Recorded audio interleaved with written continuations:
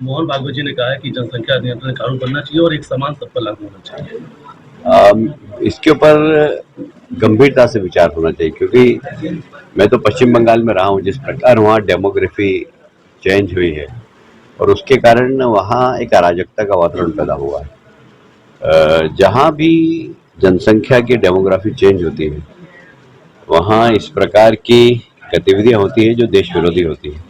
वहाँ पीएफआई सक्रिय हो जाता है वहाँ। तो निश्चित रूप से जनसंख्या नियंत्रण कानून के बारे में सभी राजनीतिक दलों को विचार करना चाहिए। ये किसी पार्टी का विषय नहीं, ये देश का विषय।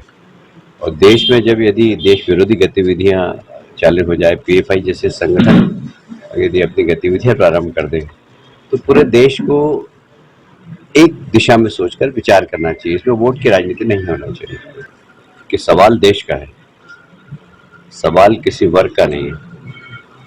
बहुत सारे उदाहरण हैं। जम्मू कश्मीर इसका उदाहरण है। वहाँ से जब कश्मीर पंडित निकल गए, तो हिंदुओं को मार के भगा दिया, तो वहाँ पाकिस्तानी गतिविधियां प्रारंभ हो गई। धारा 370 हटी, अब देखिए वो सब लोग भाग गए और नेताओं के चेहरे बेनकाब हुए। बंगाल के अंदर भी यही स्थिति है। जहाँ भी सीमावर्ती जिले हैं, आसाम के अंदर यही स्थिति थी। असम के अंदर एकदम देश विरोधी गतिविधियां प्रारंभ हो गई थी, पर जैसे ही भारतीय जनता पार्टी की सरकार आई है, घुसपैठ रुकी है और वे लोग जो अपनी गतिविधियां देश विरोधी चलाते थे, वे सब लोग या तो देश छोड़कर भाग गए या जेल के अंदर है। तो इसके ऊपर गंभीरता से विचार जरूर होना चाहिए और इसको दलगत राजनीति से ऊपर उठ के देश के विषय में सोचना चाहिए। केरल में पुलिसकर्मी जो है वो ही पीएफआई के बड़ा खतरनाक है ना ये। अगर शासकीय सेवा में रहने वाला कर्मचारी अगर देश विरोधी गतिविधियों में संलग्न हो जाएगा, तो ये तो देश के लिए बहुत बड़ी चुनौती है। और इसलिए मैं बार बार दोहरा रहा हूँ, जिसको राजनीतिक चश्मे से नहीं देखना चाहिए। देश के गृह मंत्री अमित शाह जम्मू कश्मीर दौरे पे थे। उन्होंने गुपकार मॉडल को लेकर उन्होंने कहा है किसी तरीके से गठबंधन में गया तो उन्हीं के द्वारा उसको लेकर जमकर हमला किया।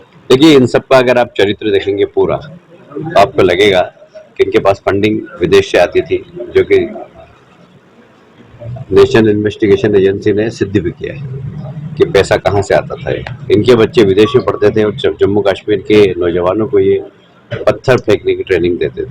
तो कुल मिलाकर इनके चेहरे बेनकाब हुए वहाँ पर। और अमित शाह जी अगर कह रहे हैं तो ये बात में दम है और गंभीरता से कह रहे हैं। उदित राजा ट्वीट करके देश के राष्ट्रपति का अपमान कर रहे हैं। उन्होंने कहा कि ऐसा राष्ट्रपति किसी दूसरे देश में मिले। तमाम इस तरीके से उन्होंने ट्वीट करके बातें की है। इससे कोई फर्क नहीं पड़ता।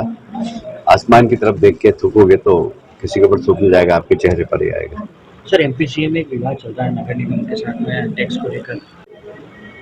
मैं इसके बारे में मैंने डिटेल नहीं निकाली, मैं निकाल के बात करूँ। 11 तारीख को देश के प्रधानमंत्री आ रहे उज्जैन महाकाल लोक का भव्य कॉरिडोर का। देखिए, ये हमारा सौभाग्य है कि प्रधानमंत्री जी मोदी जी की शपथ लेने के बाद इस देश के जितने भी आस्था के केंद्र हैं, चाहे वो केदारनाथ हो, चाहे बद्री विशाल हो, चाहे